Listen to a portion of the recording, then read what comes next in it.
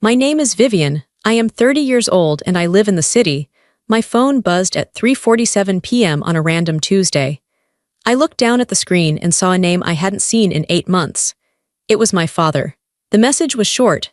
Family celebration tonight. Important news about the expansion. Don't be late. I stared at the words. For the last 8 months, my phone had been completely silent. There were no birthday calls. No texts asking how I was doing. No invitations to holidays. To my family, I didn't exist.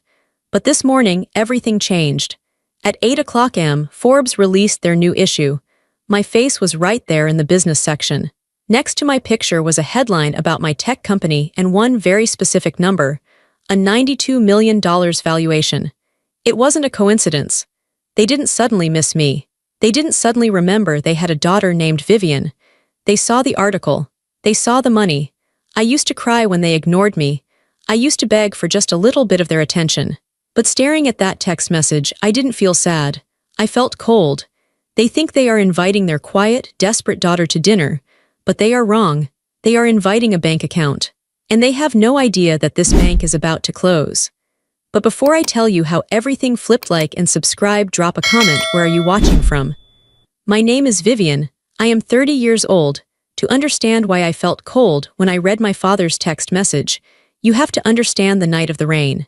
You have to understand the night I finally thought I had made it. It was 2 years ago. It was the night of my Series B funding announcement. In the startup world, this is a massive milestone. It means serious investors believe in you. It means you aren't just a dreamer anymore, you are a real player. I had secured $20 million in funding. It was the hardest thing I had ever done. I had worked 18-hour days for months. I had eaten cheap noodles and slept on an office floor. I had pitched to room after room of men who looked at me like I was a little girl lost in a library. But I did it. I won. I wanted to celebrate. But I didn't want a party with strangers. I wanted the people who were supposed to love me. I booked a private room at Le Jardin, the most expensive restaurant in the city. It was the kind of place my parents loved. It had white tablecloths, crystal glasses, and waiters who wore tuxedos. I ordered the best wine. I ordered the seafood tower my mother likes. I ordered the steak my father always talks about. I sat there at 7 o'clock p.m. I was wearing a new dress. It was blue. I remember the color because I spent an hour choosing it. I wanted to look successful. I wanted them to look at me and say, "Good job, Vivian. We are proud of you." At 7:15 p.m. the room was empty. I checked my phone. No texts. I told the waiter, "They are just running a little late. Traffic is bad." The waiter nodded. He was kind. He poured me a glass of water. At 7:45 p.m. I texted my mother. "Hey Mom, everything okay? I'm at the restaurant." She didn't reply immediately. I looked around the empty room. There were 6 chairs, one for me, one for Mom, one for Dad, one for my older brother, Jason, one for my younger brother, Tyler, and one for Uncle Jeffrey, who always tagged along if there was free food. 5 empty chairs. They looked like teeth in a mouth that was laughing at me. At 8 o'clock p.m. my phone buzzed. It was a text from Jason. "Can't make it, Vive. Something came up with the kids. Have a drink for me." I knew Jason didn't have the kids that night. It was his ex-wife's weekend. He was lying. But I didn't say anything. I just typed back, "Okay, next time." 10 minutes later, Mom finally replied. "Oh honey, I have such a terrible migraine. I can't move. I'm so sorry. Take pictures of the food." I stared at the screen. My chest felt tight. I opened Instagram. I shouldn't have done it, but I did. I clicked on my cousin's story. There was a video posted 5 minutes ago. It showed a party. There was loud music. And there, in the background, was my mother. She was holding a martini glass. She was laughing. She didn't look like she had a migraine. She looked perfectly fine. She was at Tyler's influencer launch party. Tyler, my younger brother, the golden child. He had decided last week that he was going to be a lifestyle influencer. He had no job. He had no plan. But he had a party. And my parents chose his party over my $20 million achievement. My father didn't even text. He just didn't show up. I sat in that beautiful, expensive room for another hour. The waiter came back. He looked uncomfortable. "Would you like to order dinner, ma'am?" he asked softly. I looked at the 5 empty chairs. I looked at the seafood tower that was melting. "No," I said. My voice sounded small. "Just the check, please." I paid the bill. It was $400 for food nobody ate. I walked out into the rain. I stood on the sidewalk and let the water ruin my hair. I let it ruin the blue dress. I cried, but I didn't make a sound. I just let the tears mix with the rain so nobody could tell the difference. That wasn't the first time. It was just the time that broke me. The pattern had been there my whole life. It was written in every birthday and every school event. When I was 10, I won the state science fair. I built a working model of a water filtration system. I was so proud. The awards ceremony was on a Saturday. "We can't go, Vivian," my dad had said, not even looking up from his newspaper. "Tyler has his soccer game." "But Tyler plays soccer every weekend," I said. "This is the state finals." "Don't be selfish," my mother snapped. "Your brother needs our support. He's the team captain." They went to the soccer game. Tyler's team lost. Tyler cried, and they bought him ice cream to make him feel better. I stood on the stage alone to accept my medal. The principal looked into the crowd for my parents. I saw him looking. I saw the pity in his eyes when he realized no one was there for me. I smiled, but my face hurt. I took the medal and put it in my pocket. I never showed it to them. They never asked. When I graduated college, they left early because Uncle Jeffrey was bored. When I started my first company, I asked my dad for a small loan. Just $5,000 to buy a server. "Vivian," he sighed like I was asking for the moon. "Business is risky. You're a girl. You should find a nice husband. I can't throw money away on a hobby." 2 weeks later, he bought Jason a new truck worth $40,000. Jason crashed it a month later. Dad just laughed and said, "Boys will be boys." They didn't hate me. Hate would have been easier. If they hated me, it would mean I mattered enough to cause an emotion. No, they just didn't care. I was the furniture. I was the background noise. I was safe Vivian.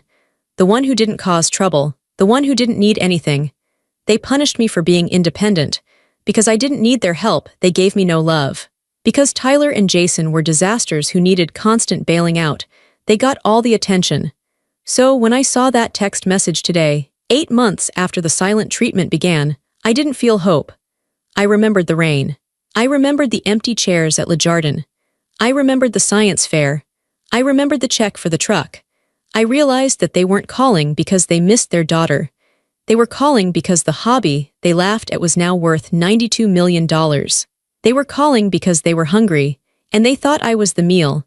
I stood in front of my mirror in my apartment. I had to choose what to wear. My closet is full of clothes now. I have tailored suits. I have silk blouses. I have shoes that cost more than my first car.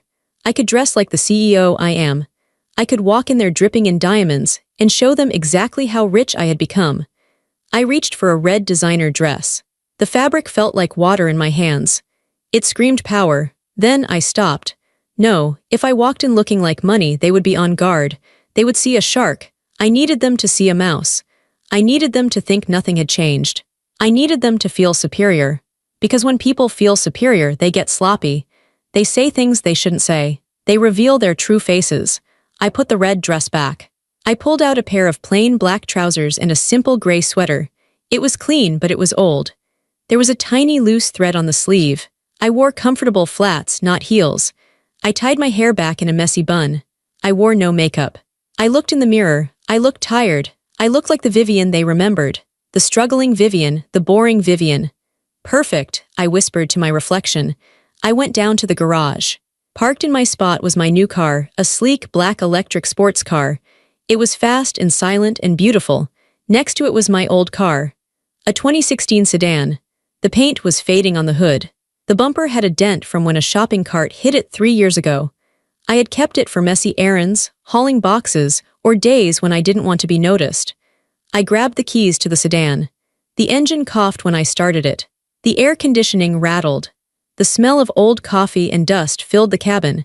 It was the smell of my past. I drove out into the city. The drive to the Oak Haven Country Club took 40 minutes. As I drove, I could feel the old anxiety trying to come back. It's a physical thing. My stomach started to knot. My hands gripped the steering wheel too tight. My brain started playing the old tapes. "You're too sensitive, Vivian. Why can't you be more fun like Tyler? You always ruin the mood with your seriousness." I took a deep breath. I focused on the road. I am not that person anymore, I told myself. I am the CEO of a major tech company.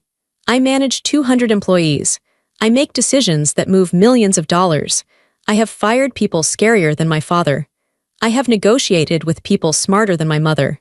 They don't know who I am. They only know a memory of me. I pulled up to the gate of the country club. The guard looked at my dented car with suspicion. He leaned out of his booth. "Delivery is at the back entrance," he said rudely. I rolled down the window. I didn't smile. "I'm here for the Miller dinner," I said plainly. "My name is Vivian Miller." He checked his clipboard. He frowned. He looked at my car again, then back at the list. "Right. Go ahead." He waved me through, looking bored. He didn't respect me. That was good. That was part of the plan. I drove up the long, winding driveway. The landscaping was perfect. The grass was cut to the exact same height. The flowers were arranged in perfect circles. It was all surface. It was all fake, just like my family. I parked the sedan right in the front row. Next to me was my father's Range Rover. It was polished and shiny. On the other side was Jason's Porsche. I knew for a fact Jason couldn't afford the payments on that Porsche. Dad was probably paying for it. My dirty, dented sedan looked like a stain between their luxury cars. I turned off the engine. I sat in the silence for a moment. This was the lion's den. I was walking back into the place where I had been hurt the most. I looked at my phone one last time. I had a text from Alina, my CFO, Chief Financial Officer. "Documents are ready. I'm on standby. Just say the word." I texted back, "Give me 30 minutes. I put the phone in my pocket. I checked my face in the rearview mirror. I made sure my expression was neutral. No anger. No excitement, just a blank page. I opened the car door. The air outside smelled of fresh-cut grass and expensive perfume. I walked up the stone steps to the heavy wooden doors of the club. My heart was beating slow and steady. Thump. Thump, thump. I wasn't walking in to beg for love. I wasn't walking in to show off. I was walking in to close a deal. I pushed the doors open. I walked into the private dining room. It was called the Gold Room. The walls were covered in dark wood, and there was a chandelier that looked like a frozen explosion of glass. In the center was a round table set for 6. This time there were no empty chairs. Everyone was there. My father sat at the head of the table. He was wearing his navy suit, the one he wore when he wanted to intimidate people. My mother was next to him, wearing a dress that glittered under the lights. My brothers, Jason and Tyler, were across from them. Uncle Jeffrey was already there, nursing a scotch. As soon as I stepped onto the carpet, the performance began. "There she is," my mother shrieked. It was a high-pitched, theatrical sound. She stood up so fast her chair scraped loudly against the floor. She rushed over to me. Before I could even say hello, she wrapped her arms around me. She smelled of expensive perfume and hairspray. Her hug was tight, almost suffocating. It was a hug for an audience, not for a daughter. She held me for 3 seconds too long. "We missed you so much, Vivi," she said, pulling back to look at me. She used the nickname Vivi. She hadn't called me that since I was 6 years old. Usually it was just Vivian or Hey. "Hi, Mom," I said. My voice was calm. I didn't hug her back. I just let my arms hang by my sides. She didn't notice. Or she didn't care. She guided me to the table like I was a prize pony she was showing off. "Look who made time for us," my father boomed. He stood up and extended his hand. My father is a big man. He likes to squeeze your hand until it hurts to show he is the alpha. I took his hand. His grip was hard. I squeezed back just as hard. He looked surprised for a fraction of a second, his eyes widening, but then he covered it with a loud laugh. "Sit, sit," he said. "We ordered the champagne already. Dom Perignon. Only the best for tonight." I sat down between Jason and Uncle Jeffrey. Jason looked at me. He had bags under his eyes. His suit looked expensive, but his tie was crooked. "Hey, sis," he said. He smirked. "Nice sweater. Did you get that at Target?" "Jason," Mom scolded him, but she was smiling. "Don't tease your sister. She's being thrifty. That's how rich people stay rich, right, Vivian?" "Something like that," I said. I unfolded my napkin and placed it on my lap. The waiter arrived with the champagne. He popped the cork with a soft thump. He poured the golden liquid into the tall flutes. My father raised his glass. "To family," he said. "And to success." "To family," everyone echoed. I lifted my glass, but I didn't drink. I watched them. They drank greedily. "So," Tyler said. He was looking at his phone, scrolling through TikTok. He didn't even look up at me. "I saw the article. 92 million. That's crazy." "It's a valuation, Tyler," I said quietly. "It's not cash in the bank. It means investors think the company is worth that much." "Still," my father said, waving his hand. "It's impressive. Who would have thought? Our quiet little Vivian running a tech empire." "It's a logistics platform, Dad," I said. "Not just a tech empire. We optimize supply chains for global shipping.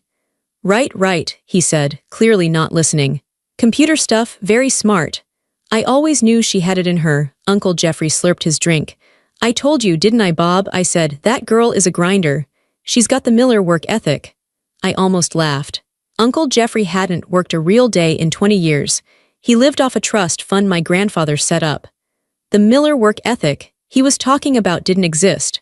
My father had inherited his business. Jason had been given a job he wasn't qualified for. Tyler didn't work. I was the only one who had built something from zero. But tonight, they were rewriting history. Tonight, my success was suddenly a Miller trait. We are just so proud, Mom said. She reached across the table and patted my hand. Her hand was cold. I was telling the girls at the club today, my Vivian is in Forbes. They were so jealous. That was it. That was the currency. She didn't care about my hard work. She cared that she could brag to her friends. I was an accessory to her social life, like a new handbag. So, Jason leaned in. How does it feel? To be the rich one? I don't feel any different, I lied. Come on, Jason laughed. You must have bought something cool, a boat, a house in the Hamptons. No, I said. I reinvested most of the capital back into the company. We're hiring 50 new engineers next month. The table went silent for a moment. They looked disappointed. They wanted to hear about yachts and Ferraris. They wanted to hear about spending, because that's what they understood. They didn't understand building. Well, Dad cleared his throat. That's very responsible, boring but responsible. The appetizers arrived. Shrimp cocktail, oysters, tartare, it was a feast. Eat up, Dad said. It's on me tonight. He said it loudly so the waiter would hear, it's on me, as if buying dinner was a grand gesture. As we ate, they talked about themselves. Tyler talked about his brand. He had 50,000 followers now. He complained that the algorithm was shadow banning him. You should let me promote your app, Tyler said, chewing with his mouth open. I could get you like so many downloads. We could do a collab. Family discount, obviously. My app is for commercial freight shipping, Tyler, I said. I don't think your followers are looking to move 20 tons of steel across the Pacific. Tyler rolled his eyes. You're so literal, Vive. It's about vibes. Jason talked about the stress at the office. He worked for Dad's motel company. The unions are a nightmare, Jason grumbled. They want everything, breaks, overtime. It's impossible to make a profit. I knew for a fact Jason usually left the office at 2:00 p.m. to play golf. Mom talked about the renovations on the lake house. She was upset because the Italian marble tile she ordered was the wrong shade of white. It was eggshell, Vivian, she said, looking at me with wide, tragic eyes. And I specifically asked for ivory. Can you imagine? That sounds terrible, I said, keeping my face flat. It is, she sighed. Nobody is competent anymore. Nobody takes pride in their work. I cut into my steak. It was perfectly cooked, but it tasted like cardboard. They were treating me like an old friend. They were laughing, including me in the jokes, pouring more wine into my glass. If a stranger looked at our table, they would see a happy, wealthy family enjoying a Tuesday dinner. But I saw the cracks. I saw the way Dad checked his watch every 5 minutes. I saw the way Mom's smile vanished instantly when she thought no one was looking. I saw the way Jason kept tapping his foot nervously under the table. They were anxious. They were rushing through the small talk. They were being nice, but it was an effort. It was like watching bad actors trying to remember their lines. They were buttering me up. They were softening the target. I decided to help them along. I wanted to see the pitch. I wanted to see exactly how much they thought I was worth. I put my fork down. I wiped my mouth with the napkin. So, I said, I looked directly at my father. The text said you had important news. About an expansion. The air in the room changed instantly. The laughter stopped. The chewing stopped. Dad straightened his tie. He sat up taller. He exchanged a quick look with Mom. It was a rehearsed look, it's showtime. Yes, Dad said. His voice dropped an octave. It became serious. The businessman voice. I'm glad you brought that up, Vivian. He signaled the waiter to clear the plates. We have an exciting opportunity, he began. Something that is going to change the trajectory of this family forever. I leaned back in my chair. I crossed my arms. I'm listening, I said. The waiter cleared the last plate and closed the heavy door, leaving us alone in the silence of the gold room. My father reached down beside his chair and pulled up a black leather briefcase. He set it on the table with a heavy thud. He clicked the latches open, snap, snap, and pulled out a thick, glossy folder. He slid it across the white tablecloth toward me. The cover had a picture of a shining, futuristic building. It looked like a palace made of glass and cedar. Palm trees were photoshopped around it. In gold letters at the bottom it read, "The Miller Resort and Spa, a new era." "Open it," he urged. I opened the folder. Inside were architectural renderings, pie charts, and paragraphs full of buzzwords like luxury, exclusive, and synergy. "You know, the motel chain has been the backbone of this family for 40 years, Dad said. He clasped his hands on the table. "Your grandfather built the first one. I built the next 5. But the market is changing, Vivian. People don't want motels anymore. They want experiences." He pointed a thick finger at the drawing of the glass palace. "This is the future," he said. "We are going to take the flagship property off the highway, the old Miller Inn, and bulldoze it. We are going to build a 5-star wellness retreat. Saunas, organic dining, yoga studios at $400 a night. It's going to be gorgeous," Mom added. Her eyes were shining. "We're going to have a meditation garden. I'm designing it myself." "It's a guaranteed win," Jason jumped in. "We've done the market research. The demographics are perfect." I looked at the papers. I didn't look at the pretty pictures. I looked at the numbers in the corners. "This is a massive project," I said calmly. "Construction alone, $15 million. 18, Dad corrected, "to do it right." "And you have the financing?" I asked. Dad cleared his throat again. He took a sip of water. This was the pivot point. "We have the primary investors lined up," he said smoothly. "The bank is on board for the construction loan, but you know how banks are. They are bureaucratic, they are slow. They want to see a certain amount of liquid capital up front before they release the big funds. A bridge, so to speak." He paused. He looked at me with what he thought was a warm, fatherly expression. To me, he looked like a wolf deciding which part of the sheep to bite first. "We realized," he continued, "that we shouldn't be giving all this interest to strangers. We should keep it in the family. We want to offer you the chance to be a part of this." "A part of it?" I asked. "We need a bridge loan," Jason said, cutting to the chase, "to clear the old liens and break ground." "How much?" I asked. Dad locked eyes with me. $1.5 million. $1.5 million. The room was deadly silent. They were all watching me. Mom was twisting her ring. Tyler had finally put down his phone. $1.5 million, I repeated slowly. "It's a loan," Dad said quickly. "With interest, we'll pay you back in. Let's say 2 years, 6% interest. That's better than you'll get in a savings account." "It's an investment in your legacy, Vivi," Mom said softly. "This resort. It's going to be something we leave to our grandchildren. Don't you want to be part of building that?" "And frankly," Uncle Jeffrey mumbled, "it's the right thing to do. The family supported you when you were starting out. Now that you've made it big, it's time to give back." I felt a sharp spike of anger in my chest, but I pushed it down. The family supported me. I thought about the time I asked for $5,000 and Dad told me to find a husband. I thought about the ramen noodles. I thought about the silence. "You said the bank is on board?" I asked. I kept my voice neutral. I turned a page in the folder. "Oh, absolutely," Dad said. "They love the project. They just need us to show some skin in the game, that's standard." "Which bank?" I asked. Dad blinked. "First National, we've been with them for decades." "And they are okay with the current occupancy rates?" I asked. Jason shifted in his seat. "Occupancy it's seasonal, it's a little down, but that's why we're pivoting. The motel model is dead." "Right," I said. "So, you need $1.5 million to demolish the old building and start fresh." "Exactly," Dad smiled. He thought he had me. He thought I was the naive daughter who just wanted to please Daddy. He thought the checkbook was already opening. "It's a no-brainer, Vivian. And look, we could go to outside investors. We have people begging to get in on this, but Mom and I discussed it. We said, no, let's give Vivian the first right of refusal. We wanted to honor you." "Honor me," I said flatly. "Yes," Mom said. "We are so proud of you. And this way we can all be partners, a true family business." They were leaning in now, the predators smelling blood. 1.5, I said again. "And you need it. When?" "By the end of the month," Dad said. "To keep the schedule." "That's very soon," I said. "Business moves fast, Vivian," Dad said condescendingly. "You know that, you have to be decisive." "I am decisive," I said. I closed the glossy folder. I placed my hands on top of it. "I have a few questions," I said. "Of course," Dad waved his hand magnanimously. "Ask anything." "You said the bank is First National," I said, "and you said occupancy is just a little down." And you said the business has been the backbone of the family. Yes, yes, and yes, Dad said, smiling. I reached into my bag. I didn't pull out a checkbook. I pulled out a thin, gray tablet. I turned it on.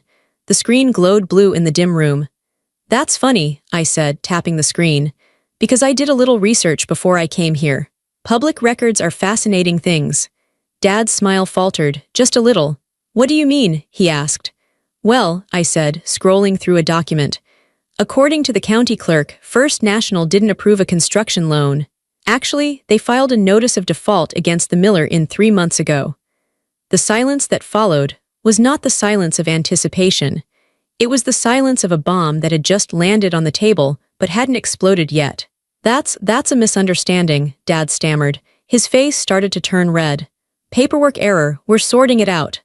And, I continued, my voice steady and cold, occupancy isn't seasonal. It's been under 40% for 2 years. You aren't pivoting because you have a vision, Dad. You are pivoting because you are bleeding cash. I looked up from the tablet. I looked directly into his eyes. You don't need $1.5 million for a bridge. You need $1.5 million to stop the bank from seizing the property next month. You are insolvent, Mom gasped. Vivian, how dare you use that word? It's the truth, Mom, I said. The business isn't a gold mine, it's a sinking ship, and you invited me here tonight because you want me to pay for the lifeboats. Dad slammed his hand on the table. The silverware rattled. That is enough, he shouted. The fake warmth was gone, the mask had fallen off. Who do you think you are, coming in here, investigating your own family? We are offering you an opportunity. You are offering me a lie, I said. We raised you, he yelled. We put a roof over your head, we fed you, you owe us. I owe you nothing, I said. I stood up. My legs were shaking a little, but my voice was rock solid. You ignored me for 8 months. You missed my funding announcement. You missed my life. But the second you saw a dollar sign next to my name, you remembered I existed. You selfish little, Jason started to stand up. Sit down, Jason, I said sharply. The command in my voice was so strong that he actually sat back down, looking shocked. I'm not done, I said. I looked at all of them. The fear in their eyes was replacing the anger. They realized I knew. They realized the game was up. You wanted to talk business, I asked. Okay, let's talk business, real business, not this fantasy resort nonsense. I tapped my earpiece. Elena, I said into the microphone. Come in. The heavy doors of the gold room opened again. My CFO, Elena, walked in. She was wearing a sharp gray suit and carrying a thick stack of legal documents. She looked like an executioner. She walked to the table and stood next to me. She didn't look at my family. She placed the documents in front of me. Everything is prepared, Vivian, she said. I looked at my father. He was pale. He was sweating. I didn't come here to give you a loan, Dad, I said. I don't lend money to failing businesses. It's a bad investment. Then why are you here? Mom cried. Her voice was trembling. Why did you come? I placed my hand on the new stack of papers. I'm here to make a purchase. The room was quiet, but it was a heavy kind of quiet. It was the sound of a held breath. My father was staring at the stack of papers under my hand. He looked like a man who had seen a ghost. In a way, he had. He was seeing the ghost of his own failures, which he had tried so hard to bury. Elena stood beside me, silent and professional. She was my witness. She was my shield. I opened the folder she had given me. It wasn't the glossy, colorful brochure my father had shown me. It didn't have pictures of palm trees or smiling yoga instructors. It was black and white. It was rows of numbers, tax liens, and court filings. It was the autopsy of the Miller family business. You said the business is the backbone of this family, I said, my voice steady. I picked up the first sheet of paper.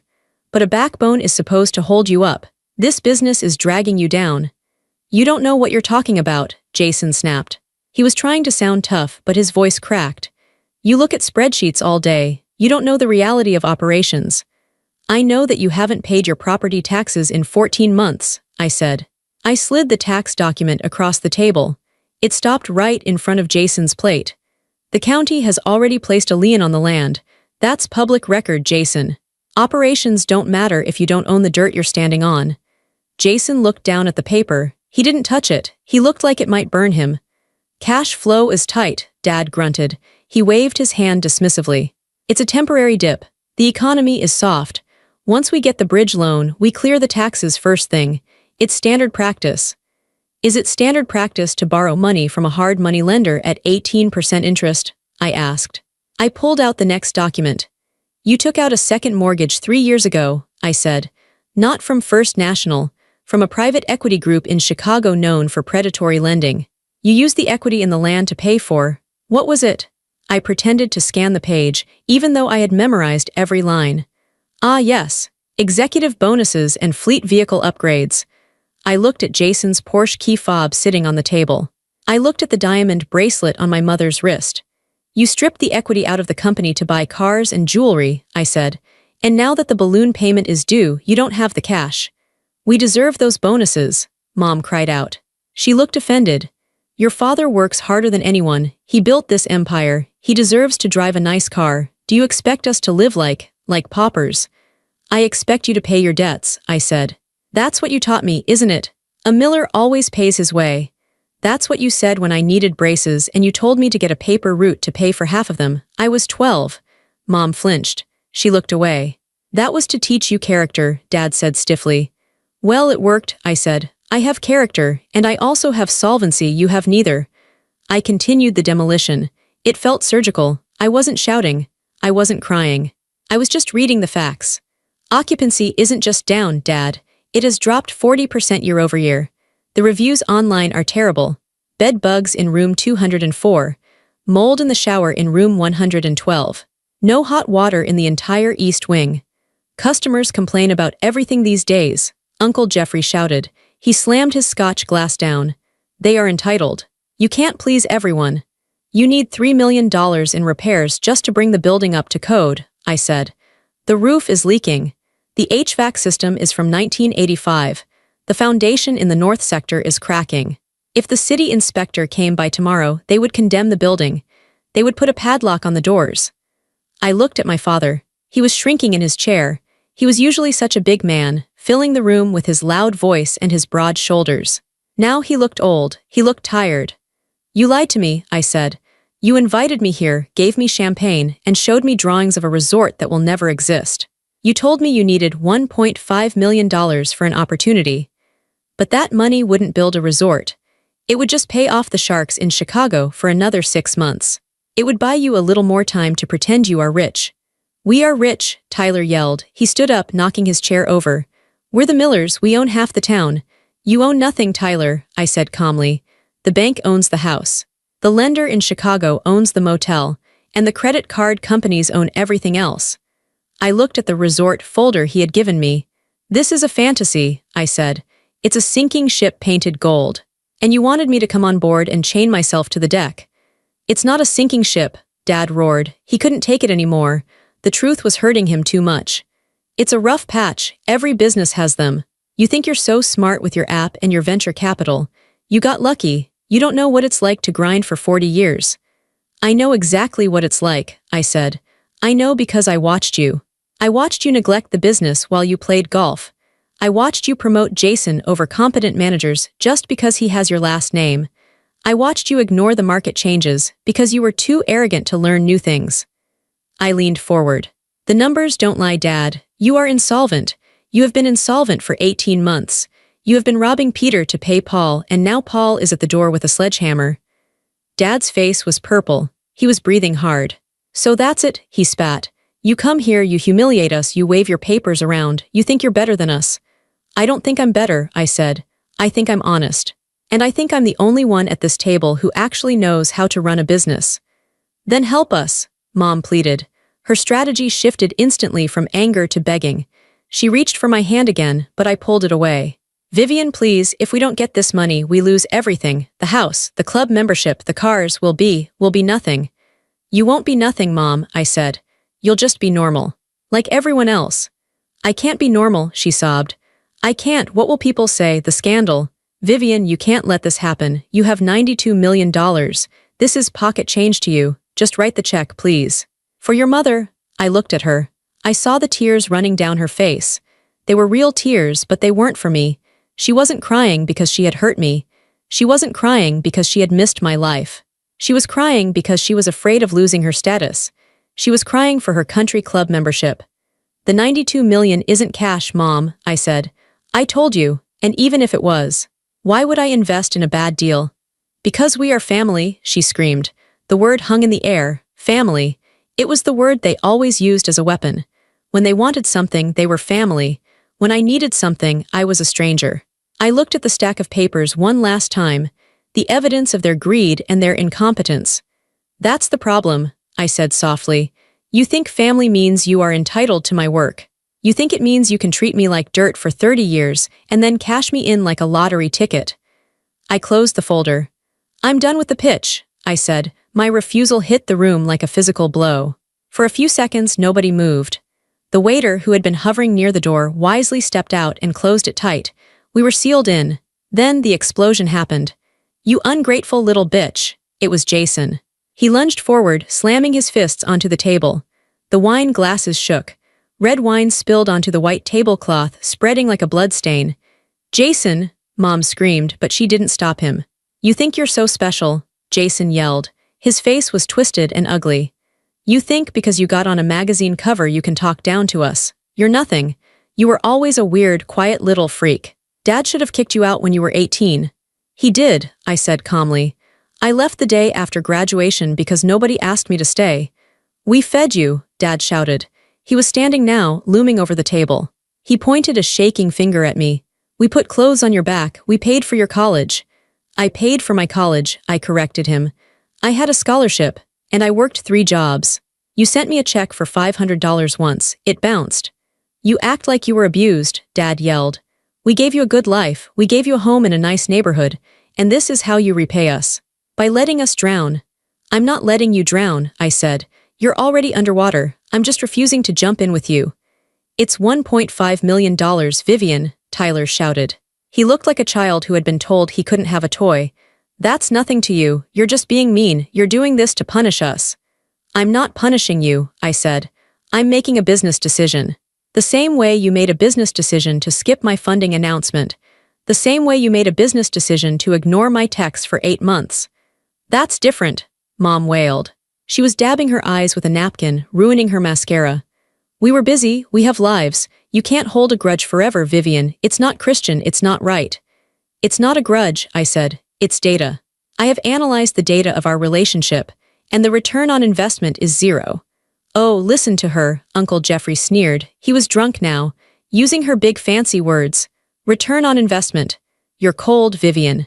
You've always been cold, a block of ice. No wonder you don't have a husband. No man wants a woman who counts pennies like a miser. The insult was meant to sting. Years ago it would have. Years ago I would have cried. I would have apologized. I would have written the check just to make them stop yelling, just to make them love me for 5 minutes. But I wasn't that girl anymore. I sat there, perfectly still, watching them self-destruct. They were trying everything. The guilt, the shame, the anger, the pity. Dad tried to play the victim. I'm an old man, Vivian. My heart isn't good. The stress of this. It could kill me. Do you want that on your conscience? Do you want to kill your father? Your heart is fine, Dad, I said.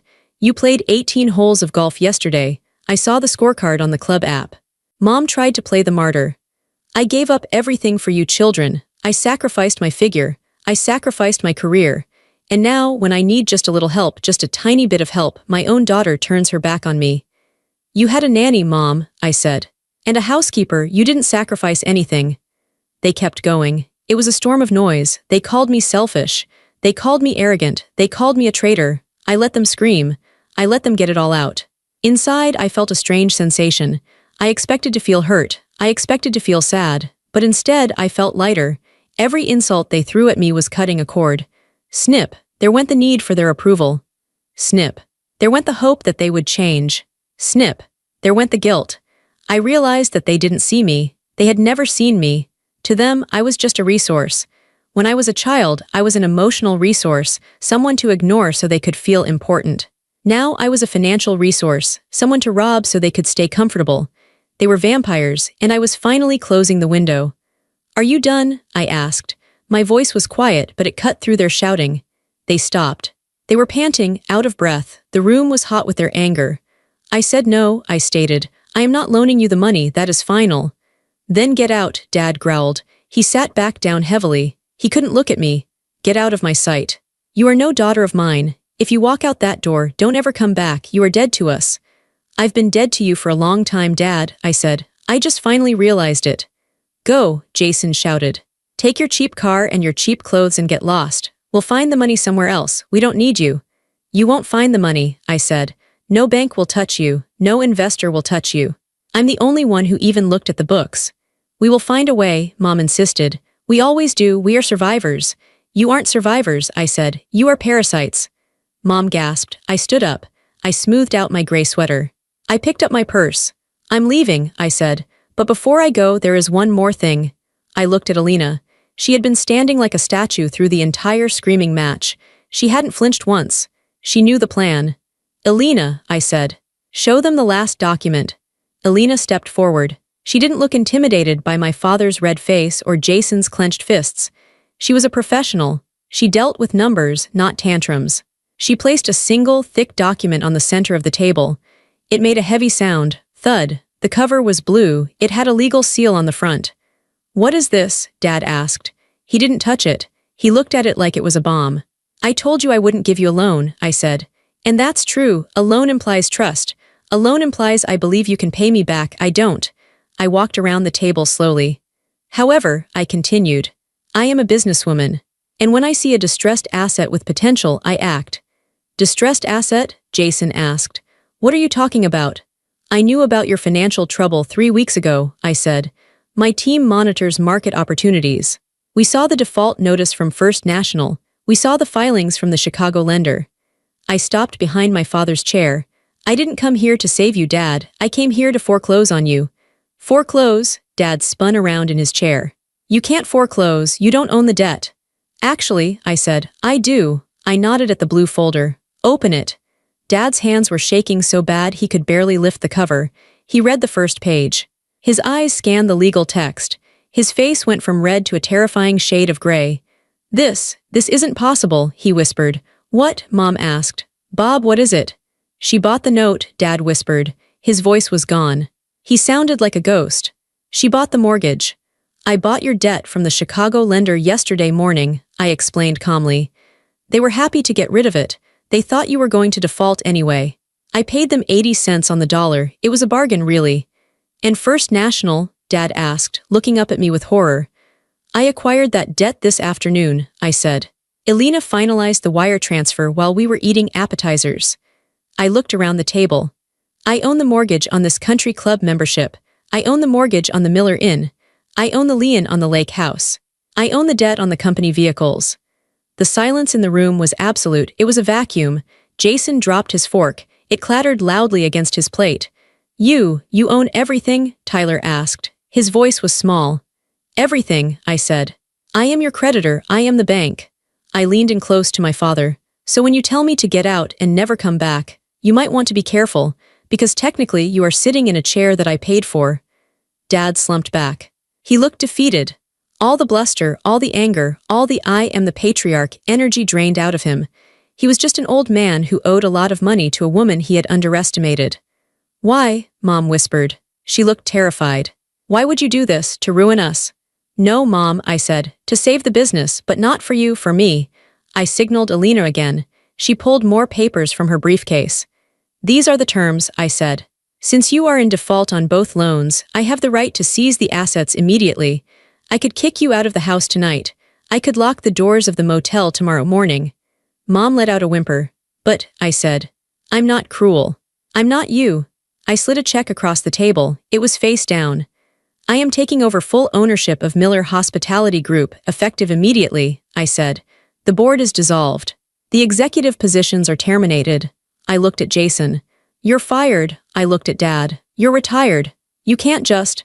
Jason started, but he stopped. He knew I could. The check on the table, I said, is a severance package. It's $200,000. That is for your equity. It is more than the business is worth, considering the debt. Take it and you walk away clean. No debt, no lawsuits, no bankruptcy. 200,000, Dad said weakly. But the land alone. The land is leveraged to the hilt, Dad, I said. You own nothing. This is a gift. It's the last gift I will ever give you. And if we refuse? Uncle Jeffrey asked. Then I foreclose tomorrow, I said simply. I take the assets through the courts. You get nothing. You go bankrupt. You lose the house. You lose the cars. You lose the reputation you care so much about. Everyone at the club will know Robert Miller couldn't pay his bills. I let the threat hang there. I knew that was the one thing they couldn't handle. They could handle losing money. They couldn't handle losing face. You have 5 minutes to sign, I said. I checked my watch. A cheap, simple watch on my wrist. The clock starts now. I walked over to the window and looked out at the golf course. It was dark outside. I could see my reflection in the glass. I looked calm. I looked strong. Behind me, I heard the sounds of my family falling apart. I heard Mom crying softly. I heard Jason cursing under his breath. I heard the scratch of a pen on paper. They were signing their empire over to the daughter they forgot. I didn't turn around. I didn't need to see it. I already knew how this story ended. I waited for the sound of the pen to stop. I turned back from the window. My father was holding the pen. His hand was shaking so hard that the tip of the pen was tapping against the paper like a nervous heartbeat. Tap, tap, tap. He looked up at me one last time. There was no anger left in his eyes. There was only desperation. He looked like a man standing on the edge of a cliff, realizing that the ground had already crumbled beneath his feet. "Vivian," he croaked, "please, the legacy, the Miller name." "The name is safe, Dad," I said coldly. "I'm keeping the name, I'm just changing the management." He looked at my mother. She was staring at the tablecloth, weeping silently. She gave him a tiny, almost invisible nod. She knew the game was over. If they didn't sign, they would face the humiliation of a public foreclosure. They would be dragged through the courts. Their friends at the club would read about their bankruptcy in the Sunday paper. For people like my parents, poverty is scary, but embarrassment is fatal. Dad looked back at the paper. He pressed the pen down. He signed his name, Robert Miller. It was a messy scrawl. It looked like a surrender. He pushed the paper away from him as if it were contaminated. He dropped the pen. "It's done," he whispered. Alina stepped forward immediately. She checked the signature. She stamped the document. She placed a copy of the countersigned agreement on the table. "Thank you," Alina said. Her voice was devoid of emotion. "The transfer of ownership is legally binding as of this moment." I walked back to the table. I picked up the check, the $200,000 severance. I held it out to my father. "Here," I said. He didn't take it. He just stared at his hands. Jason snatched it. He looked at the number. Greed warred with panic in his eyes. 200 grand, Jason muttered. That's 50 each. That's nothing. That won't even buy a condo." "It's 200,000 more than you had 5 minutes ago," I said. "And Jason," he looked up at me. "You need to return the Porsche keys," I said. "Tonight." "What?" Jason stood up, his face turning pale. No way, I need my car. How am I supposed to get home?" "Take an Uber," I said. "The Porsche is a company vehicle. The company belongs to me, and I don't let former employees drive company assets." "You can't do this," Tyler whined. "What about my allowance? What about the trust fund?" "The trust fund was invested in the motel chain, Tyler," I said. "Dad drained it 5 years ago to pay for the roof repairs. Didn't he tell you?" Tyler looked at Dad with horror. "You spent my money," Dad didn't answer. He was slumped in his chair, staring at nothing. The great Robert Miller, the man who had terrified me for 20 years, was just an empty suit. "And the house?" Mom asked. Her voice was trembling. "Vivian, surely you won't take the house. Where will we live?" I looked at my mother. I remembered the way she looked at me when I was a child, like I was a stain on her perfect carpet. I remembered how she ignored my calls. I remembered how she cared more about her tile color than my feelings. "The house is collateral on the First National loan," I said. "It belongs to the bank, and now I am the bank." I paused. I let the reality sink in. "I am giving you 30 days, I said. "That is generous. Most banks would give you 10. You have 30 days to vacate the property. I suggest you use the severance money to find a rental. Maybe something cozy." "A rental," Mom gasped. She clutched her pearls. "I can't live in a rental. What will the girls say?" "Tell them you're downsizing," I suggested. "Or tell them the truth, that you spent decades pretending to be rich while neglecting the actual business." Uncle Jeffrey, who had been silent since the threat of bankruptcy, suddenly stood up. He swayed a little. "You're a monster," he spat at me. "A cold-hearted monster. Family is supposed to stick together. Loyalty, what happened to loyalty?" "Loyalty is a two-way street, Uncle Jeffrey," I said. "You were loyal to the money. Not to me." I looked at them all one last time. Dad, defeated and broken. Mom, terrified of her social standing collapsing. Jason and Tyler, realizing they would actually have to work for a living. Uncle Jeffrey, a drunk old man with nothing left to leech off. I waited for the sadness to hit me. I waited to feel bad for them. But the sadness didn't come. Instead, I felt a massive weight lift off my chest. It was a physical sensation. My shoulders dropped. My lungs expanded. I realized that for my entire life, I had been carrying their expectations. I had been carrying their judgments. I had been trying to fill a bucket that had a hole in the bottom. Now, I put the bucket down. "Alina," I said, "handle the keys." "Yes, ma'am," Alina said. She held out her hand to Jason. Jason looked at me, then at Alina. He cursed under his breath. He dug into his pocket and slammed the Porsche keys into Alina's hand. "I hope you choke on it," Jason said to me. "I won't," I said. "I have a very good digestion." I turned my back on them. I walked toward the heavy wooden doors. "Vivian," Dad called out. His voice was weak, cracking. "Vivian, wait," I stopped. My hand was on the brass handle. "What?" I asked without turning around. We did love you," he said. "In our own way." I stood there for a second. I thought about the empty chairs at my celebration dinner. I thought about the text message asking for money. I thought about the silence. "No, Dad," I said softly to the door. "You loved having a daughter you could ignore until she became useful. That isn't love. That's ownership." I pushed the door open. "And I'm not for sale anymore." I walked out of the gold room. The door clicked shut behind me with a solid, final sound. It sounded like the closing of a vault. I walked through the lobby of the country club. It was quiet. The dinner rush was over. A few people were sitting in the lounge, drinking brandy and talking about golf scores. They looked up as I walked past. They didn't know who I was. They didn't know that the woman in the gray sweater and old shoes had just bought their club's biggest debt. They saw a nobody. I smiled. I liked being a nobody to them. It meant I was free. I walked out the front doors into the night air. It was cool and crisp. The sky was clear. I could see the stars. Inside that room, the air had been hot and suffocating, filled with lies and perfume.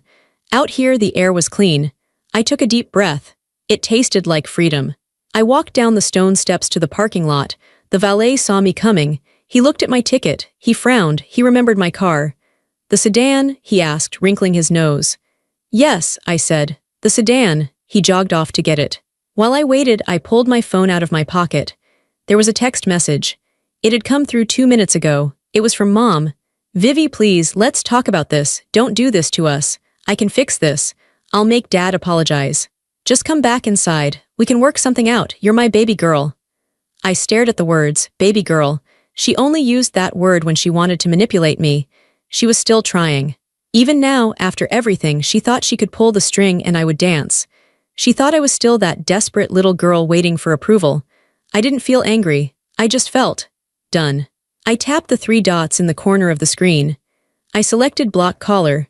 Then I went to Dad's contact. Block. Jason, block. Tyler, block. Uncle Jeffrey, block. I watched the names disappear from my active list. It was digital surgery. I was cutting out the infection. The valet pulled up in my 2016 sedan. The engine rattled. The brakes squeaked as he stopped. It looked ridiculous parked next to the Mercedes and BMWs. The valet got out and held the door open. He looked like he expected a tip, but he also looked like he judged me for driving junk. I reached into my purse. I pulled out a $100 bill. I handed it to him. "Keep the change," I said. His eyes went wide. "Thank you, ma'am." I got into the car. The seat was worn. The steering wheel was peeling a little. It was imperfect. It was old. But it was mine. I bought it with my own money. I paid for the gas. I paid for the insurance. I didn't owe anyone a cent for this car. I started the engine. It roared to life. I drove down the long winding driveway, past the perfect flower beds, past the security gate. I turned onto the main road. I rolled down the windows. I let the wind whip my hair around my face. I thought about what I was leaving behind. I was leaving behind a family legacy that was built on lies. I was leaving behind the need to be good enough for people who were never good enough for me. I was leaving behind the shame of being the black sheep. I thought about what was ahead of me. My company. My employees who respected me. My own home. My future. I realized that revenge isn't about hurting the people who hurt you. It isn't about screaming or fighting or making them suffer.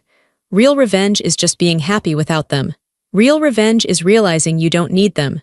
Real revenge is becoming so whole, so complete, that they simply cease to matter. They were footnotes now. Just small, sad scribbles at the bottom of the page of my life. I turned up the radio. A song I liked was playing. I started to hum along. I looked in the rearview mirror one last time. The lights of the country club were fading into the distance. They were just tiny specks of light in the dark.